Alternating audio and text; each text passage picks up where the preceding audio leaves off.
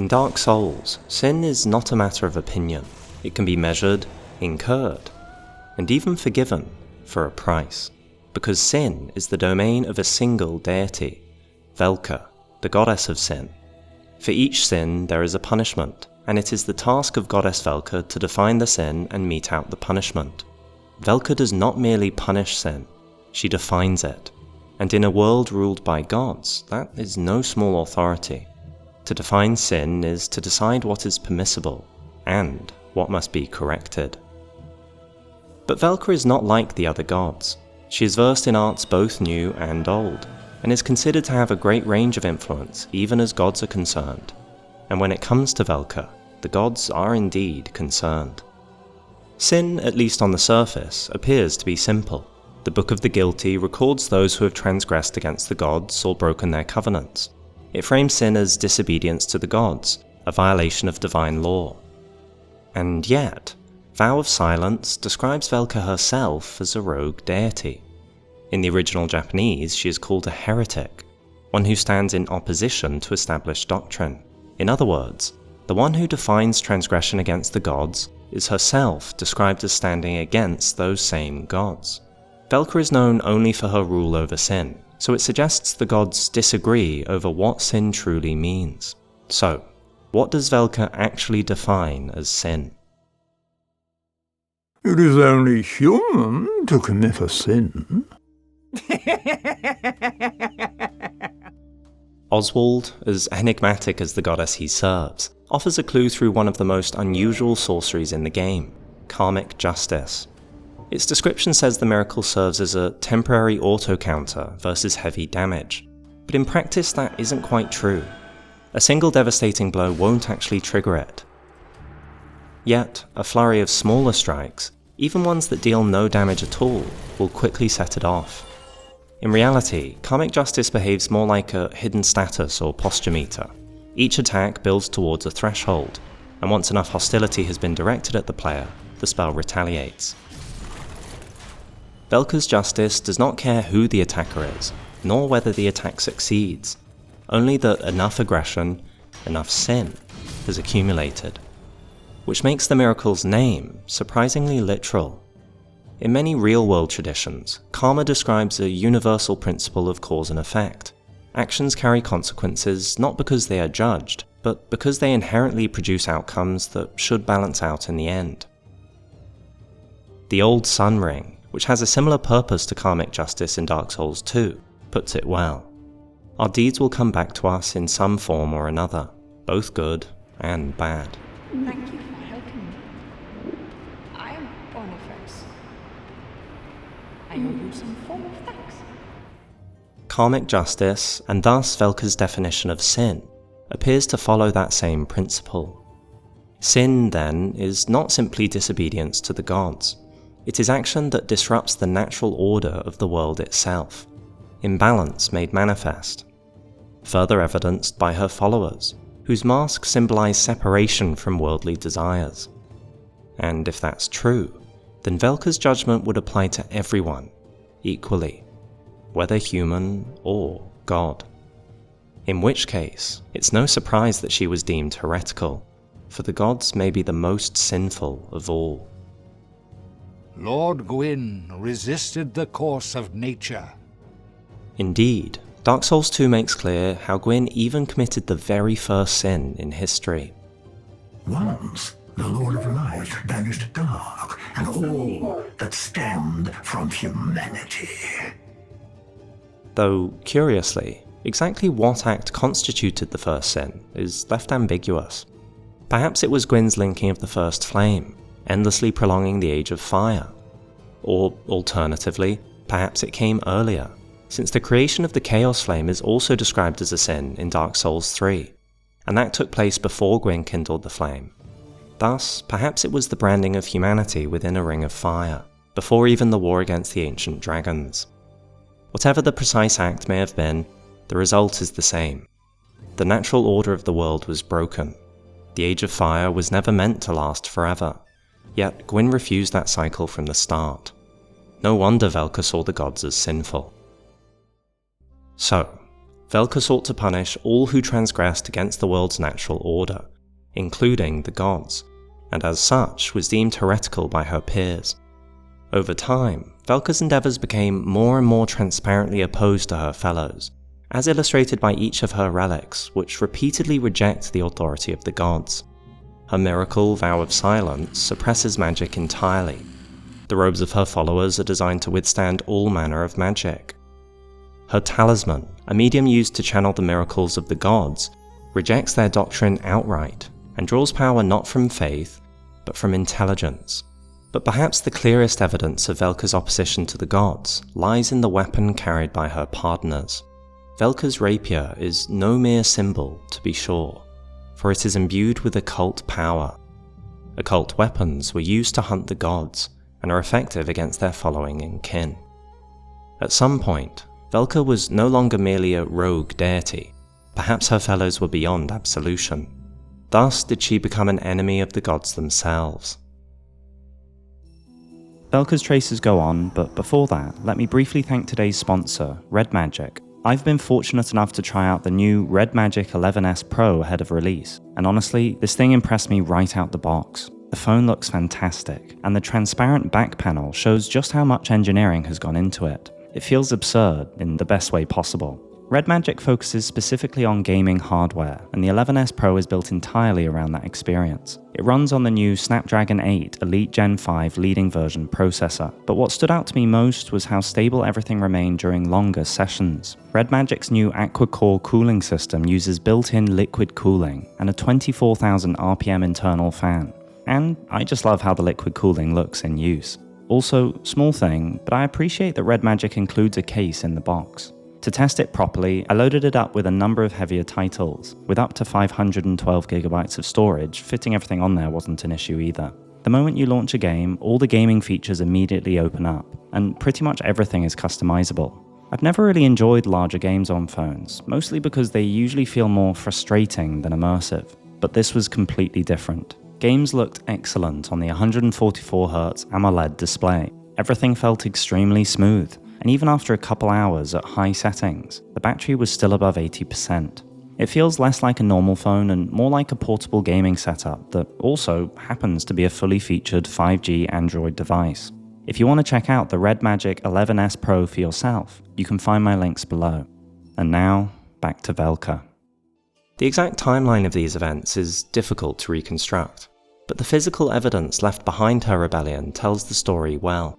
Nearly all of Velka's relics are found in the painted world of Ariamis, a refuge according to the peculiar doll, for those who have no place in the outside world, for things that the gods feared. Within the land lie Velka's rapier, the black set worn by her pardoners, the miracle Vow of Silence, and perhaps most importantly, the Dark Ember, an artifact used to forge occult weapons. And then, watching over all these relics from a singular vantage point, in some brilliant environmental storytelling, are two of the area's most unique enemies, the Crow Demons. They even stand directly over the central courtyard, overlooking the statue seen in Anor Londo. But we'll return to that shortly. These are not random placements. According to Miyazaki himself, the Crow Demons were originally designed as worshippers of Velka, whose bodies have been warped by their devotion. Even if their final implementation changed somewhat during development, their connection to Velka remains unmistakable, as we'll soon see. According to the annex key, this building might be an old cathedral too, perhaps devoted to Velka. After all, the annex now serves as a type of storehouse, most notably to the Dark Ember, whose occult power connects to Velka repeatedly.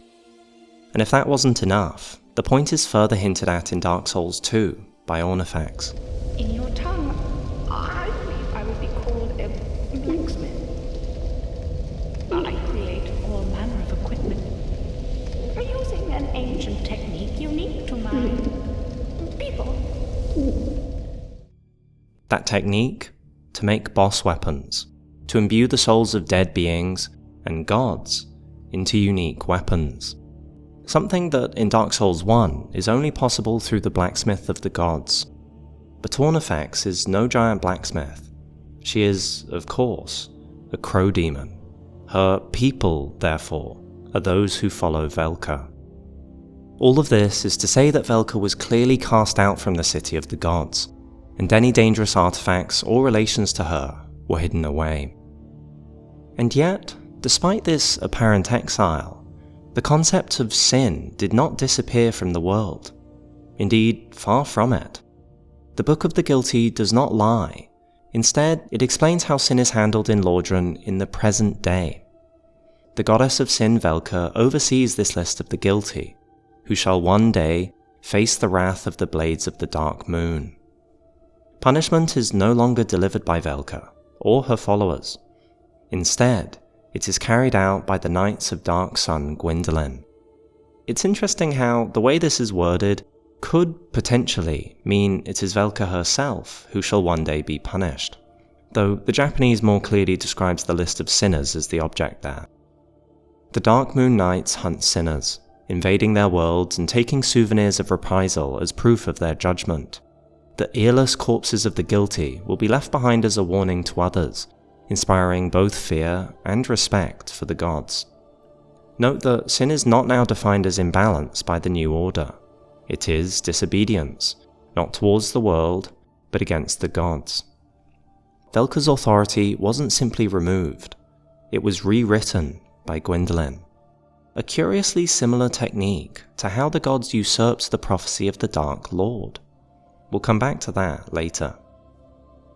In fact, it's not a coincidence that Gwyndolin is the one who took over Velka's role, because the more you look, the clearer it becomes that the two gods reflect one another. Gwyndolin appears to be Velka's rival, for lack of a better word. Where Velka's talisman scales miracles with intelligence, Gwyndolin's catalyst allows sorceries to scale with faith. Where Velka's relics are black, the dark moons are pale. Where Velka's followers wield occult weapons to hunt the gods, Gwyndolin commands those who hunt enemies of the gods. A great illustration of this dynamic can be seen with Prince Ricard, the knight in Sen's fortress. Ricard himself is a curious figure, as we've looked at before, a knight associated with the occult plot against the gods, one who we've even theorized could have been a traitor to the cause, because, tellingly, he guards two unique chests. In one, a rare ring of sacrifice, made in a rite of Velka herself. In the other, a divine blessing, a sacred item of Guinevere, the now illusory goddess of Anor Londo, projected by Gwyndolin himself. Two systems, two definitions of sin, two gods.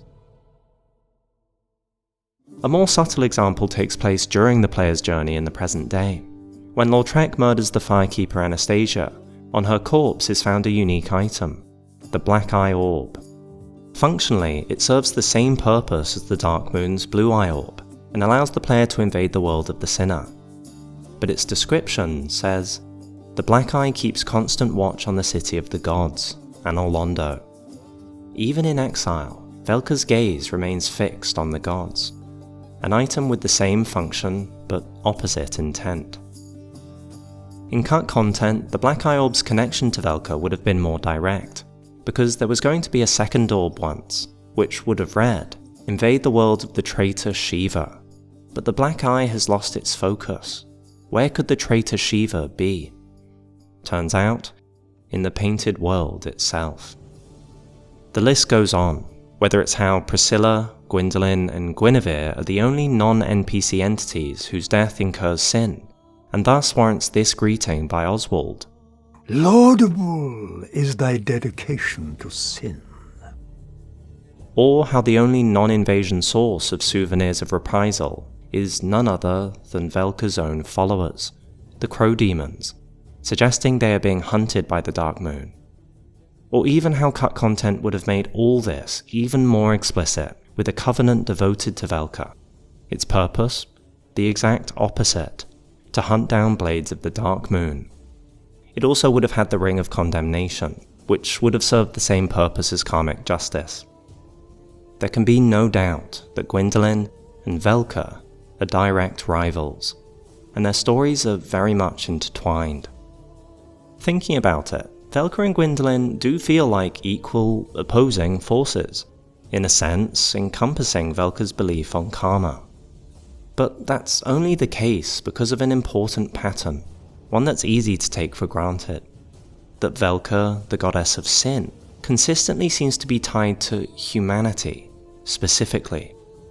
From her involvement in the plot against the gods and Anor Londo, to her potential influence in Drangleic, right until Dark Souls 3, Velka's activity is always paired with humanity. And that doesn't make sense, because world karma shouldn't align with anyone in particular. But I don't believe Velka is inherently on the side of humanity as such. Rather, it is just that humans are always the ones suffering from the current world imbalance. If the roles were reversed with the gods, and humanity ruled and continually extinguished the future ages of fire, she would go against them. But because her notion of sin is rooted in imbalance, it's inevitable that she would end up siding with humanity time and again. Because even by the time of Lothric, what should have been countless cycles later, there has still only really been one endlessly prolonged age of fire. And humanity is always suffering for it. Velka sides with balance, and since the world's imbalance is always the same, she is always in the same position, against the gods and with humanity. In Dark Souls 2, the gods of Lordran are largely forgotten. The Robe of Judgment explains that the old deities have faded from memory, their names no longer widely known. But Kytha, the goddess of tears, is often theorized to be an alter ego of Velka, or at least somehow related. The caressing prayer miracle, later called caressing tears in Dark Souls 3, harkens back to Anor Londo's remedy. And, of course, both deities appear alongside human suffering and offer aid. Kytha's chime puts it well.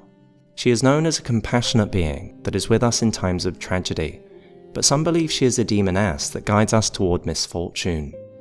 Plus, like Velka's talisman, it scales miracles with intelligence, and in Dark Souls 3, is said to lean towards the dark. Whether Kytha truly relates to Velka is ultimately left ambiguous, but what matters is why the comparison exists at all, that aligning with humanity is typical for Velka. There is also a statue within the church where Cromwell the Pardoner resides.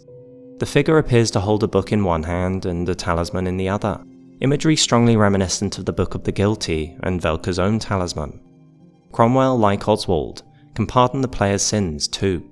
This never changes for Velka. By the time of Dark Souls 3, Velka's presence becomes more explicit once again. Beneath the undead settlement stands a statue confirmed to represent the goddess of sin herself. Like with Oswald or Cromwell, it offers absolution, but it also offers disillusion and the reinstatement of the king's decree. Disillusion removes the effect of hollowing, and the king's decree revives the spears of the church boss in the human-ringed city. They're both inherently tied to humanity. And then there is Londo, the embodiment of Velka's true relationship with humans, and a great lens to see her intentions for the world. Because, as the name suggests, Londo is very much a spiritual successor to Anor Londo. The Sable Church of Londo presents itself as the Hollow Realm, a society of undead devoted to the coming Age of Dark. They invoke Karth. Karth, I have failed thee. And they utilize the Dark Hand, the power of the Dark Lord itself. But most importantly is how Velka's influence drives both factions. There are a few clear connections to Londo, like how Vow of Silence, a miracle of Velka originally, belongs to the Sable Church now. Or that all the members of the church are trained swordsmen, much like Velka's partners back in Lordran. But what I want to focus on here is the crow motif, to make clear that crows are inextricably tied to the goddess of sin. It is no mere coincidence, and instead serves as a reliable method of tracking the elusive goddess. Londo features the motif everywhere. To start, at the three founders of the Sable Church. Yuria wears an avian-designed helmet, which is literally called Build Mask, i.e. it's invoking a bird's beak. Much like the masks of Anor Londo sealers may be doing. The followers of Frida, another founding sister, are called Corvian Knights, modelling their armour and fighting style after crows. There are also Corvian enemies in the base game, whose weapons and stories across their item descriptions repeatedly invoke the Painted World and heresy, which clearly ties them to the Sable Church and resonates well with Velka herself. The final sister, Liliane, is not in the game, but the Miracle Dark Blade speaks of her tales that portray the suffering and conflict of Hollows, yet another pairing between Velka and humans specifically. Indeed, the history of Velka and Londo is neatly surmised by the clutch rings, which again invoke the crow motif. An old fable in Londo claims that the lure of the clutch ring reaches out to the crestfallen, who might otherwise be overcome by despair. A classic tale for Velka, and of course Kytha, by this point. So, Velka's presence always invokes crow themes throughout the ages, and I don't think it's an arbitrary choice by the team either. It fundamentally relates to her role in the Souls universe, because Velka seems to take inspiration from Japan's primary religions. Where Gwyn's family takes heavy inspiration from European myth, Velka draws more from Buddhism and Shinto. The Buddhist influence feeds into her belief of karma, but her understanding of sin is more guided by Shinto tradition. Shinto is the indigenous, nature-oriented spirituality of Japan, and venerates kami, spirits inhabiting natural elements and landscapes. Most notable is the concept of kigare, a state of spiritual impurity, often caused by death, disease, or taboo acts, requiring ritual purification, harai, to restore purity. Velka's concept of sin resonates strongly here, even so far as requiring absolution to remove. Inspirations are always somewhat fluid, but it would make a lot of sense for Velka, because in Japanese folklore, crows are commonly revered as divine messengers of Shinto gods, and serve as a symbol of guidance. And like Velka, they represent a mix between sanctity and superstitious omens, since they are both divine intervention, and yet often only intervene in moments of hardship. To me, it all fits too well, and nicely explains why FromSoft chose her motif to be the crow. And with such certainty, we might just be able to explain this strange finial on New Londo's cathedral, because to me, it looks like it could be representing a crow's foot, a bit like the clutch rings. After all this time, it turns out New Londo might just have had a symbol of a god after all. Also interesting to note is that, though the design does differ, the finial is somewhat similar to these pikes in the Painted World, on which many crows rest. Yet another potential link between the two areas. Speaking of Buddhist inspiration, that's another great way to track Velka's influence throughout the series, looking for her karmic balance. The games are brilliantly designed in this regard, because almost all relics relating to Velka feature it. By which I mean, if she offers some power, it is usually accompanied by a matching detriment to balance it out. The clutch rings boost damage, but compromise damage absorption. Atonement says how even curse journeys must ultimately come to an end. The Morian Blade boosts attack only upon the heavy loss of HP. The Ring of Sacrifice allows the wearer to lose nothing upon death, but the ring breaks. A sacrifice is only worth as much as the life it spares. The Purging Stone does not dispel curses, but receives them as a surrogate.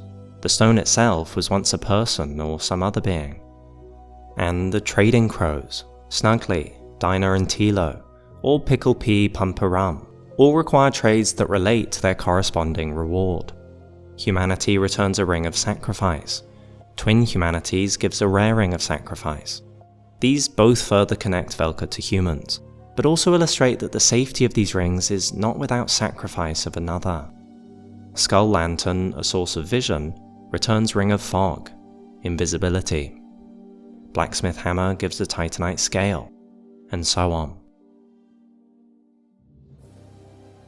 Okay, so let's return to Londo.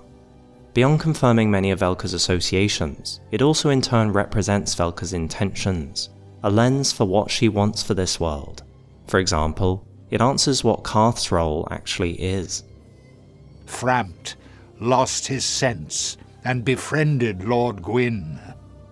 But what if Frampt's role didn't change here, just his allegiance? Just like how he aligns with Karth once again, should the player choose the Dark Lord ending.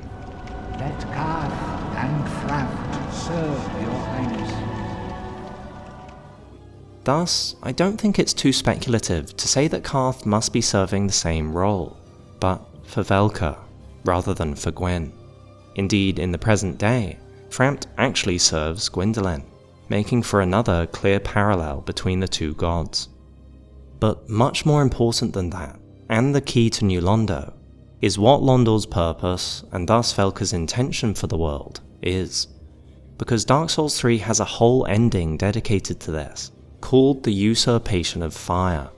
It is different to the Dark Lord ending in Dark Souls 1, because the flame is not ignored. Instead, the Lord of Hollows absorbs the first flame to direct its power into a permanent Age of Dark.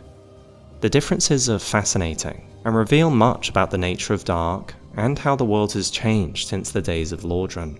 But the key for the moment is that Londor sought to rebel against the Age of Fire, and usher in a new Age of Dark, just like New Londo's Dark Lord prophecy. That, alongside everything else, Karth, Velka, the Dark Hand, and the name similarities, leaves little doubt. Londor is the spiritual successor of New Londo, an evolved effort by Velka leveled towards the same broad goals. Using Londor as a lens for New Londo makes so many of the strange details converging there make much more sense. Why so many threads of the plot against the gods lead there? Why Seath recently took over the area? What these statues really mean? And even why so many disparate human societies overlap there? All of the answers, of course, are already present in Dark Souls 1, but the sequel helps to better frame them.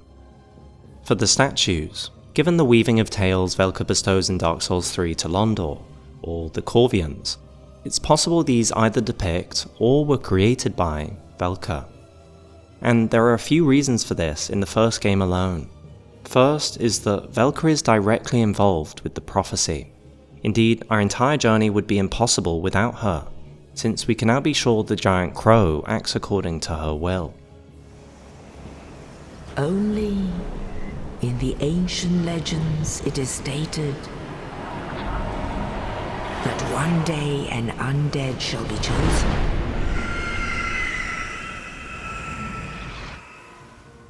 Except this is actually the ancient legend of the Dark Lord's coming. In fact, I might venture to say that Velka was the first one to share this prophecy with humanity. After all, it is very much her domain to set in motion the natural opposite to the Age of Fire, so that the world is balanced. And to return to that earlier point, this is why Velka's sin being rewritten feels so similar to how the Dark Lord prophecy was rewritten. Both of them originate from Velka, and given how recently they've been updated, both must have been rewritten by the same god. To no one's surprise now, Gwyndolin. To rewrite is his hallmark technique, it seems. There's another subtle connection that brilliantly illustrates how important the statue was to New Londo, but it's in the painted world. The statue here is overlooked by crow demons, and a number of crows rest on it. But the most unique aspect here is, of course, the phalanx. Completely unique enemies, at least if you've not played Demon Souls.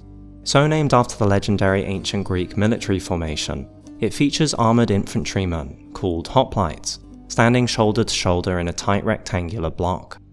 The shield wall and long polearms made frontal assaults very difficult, something we've all felt when attacking these enemies. But what's fascinating is how they too might relate to New Londo. This is for two reasons. First, look at their appearance. They are much like the undead we see throughout Lordran, but their bodies are bloated, their lower half somewhat amorphous.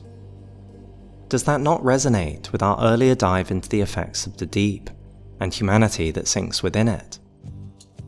If that weren't enough, let's return to New Londo, which has one last enemy beyond the dark wraiths or the ghosts we've not yet looked at. The masses of souls. an amalgamation of numerous bodies that have morphed into sludge.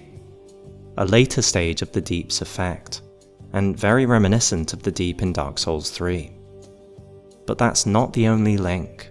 The Phalanx use spears, and to decent effect considering their current state. The Ghosts use daggers, the Dark Wraiths swords, but the Mass of Souls also uses a spear, hidden within their body. Though speculative, the similarities are hard to ignore. Perhaps beneath the Knights of the City, the infantry work together with spear and shield formations, and if the Phalanx are anything to go by, they were exceptionally well drilled. Even in this realm, they tirelessly defend their statue, not to mention that the statue in turn seems to protect the main path to Priscilla. Priscilla's dagger is the only source of the occult outside of the Dark Ember, Velka's rapier, the Dark Hand, or Havel's occult club. She is the only other boss besides Gwyndolin and thus Guinevere whose death incurs sin. And her power, Life Hunt, which the gods feared, is very Velka coded, since its power also hurts the wielder upon use. Exactly how Priscilla fits into Velka's story is up for debate, but these connections are no coincidence. So, the statue represents Velka's promise of a Dark Lord, and was incredibly important to New Londo, and honestly, far beyond. Because something that always stood out to me is how many totally separate cultures converge in New Londo. Havel from Tharaland, the Earl of Kareem, Sieglind of Katarina, Dusk from Ulasil, and Ulasil's connection to the Ringed City, Donnell of Xena, and perhaps even Izalith and some of the gods themselves. But with everything Gwyn did to separate and suppress humanity, it now makes complete sense. If there is one movement that could unify all these disparate factions, it would relate to Gwyn, whether it's those who trust the chosen undead prophecy, or those who know the truth. What does your home matter, so long as the Order itself is crumbling? New Londo was the hub to which rebels flocked, where the hidden cave served to their advantage. Where the gods suppressed New Londo, Velka gave it hope and purpose. After all, Velka's rapier is no mere symbol, to be sure. That's to say, it is evidence of action, not only threat. Because, finally, we come to the big problem in all of this. An event we never hear of, and yet is sitting right in front of us. A mystery which is best highlighted, surprisingly, by the blacksmith Vamos. I'd be of more help with that ember from New Londo, of course. It's a shame the whole place was flooded. Now, Vamos, as we've looked at previously, is in hiding, and because his helmet was designed to match the effigy shield, it's fair to assume this is because the plot against the gods failed. But he is hiding in a room with no exit until he breaks one for the player. And yet, he already knows not just that New Londo has been flooded, but also of a valuable hidden in a chest there. That's to say, the plot against the gods took place after the flooding of New Londo, which also fits with Havel's lockup time frame. After all, the Undead Burg wasn't even built yet by the time of the DLC. So, if the plot hadn't taken place yet, what actually happened? How did the gods manage to flood the city when there was a full rebellion in preparations there? Presumably, the gods would have had to send a substantial military to enforce it. And it turns out, that might just have been the case. The secret that answers all our questions about New Londo. The best clue to which lies just outside the main gates. Have you ever wondered why there are blue drakes right outside, that are, strangely, guarding New Londo? Their position seems to specifically block access to the flooded city, even after the gate is opened. Well, these are no ordinary drakes. Beyond being blue, they are different to every single other drake or dragon in the entirety of the series. All other dragonkin, naturally, shoot fire. But these drakes shoot lightning, the very power of the Lord of Sunlight, Gwyn.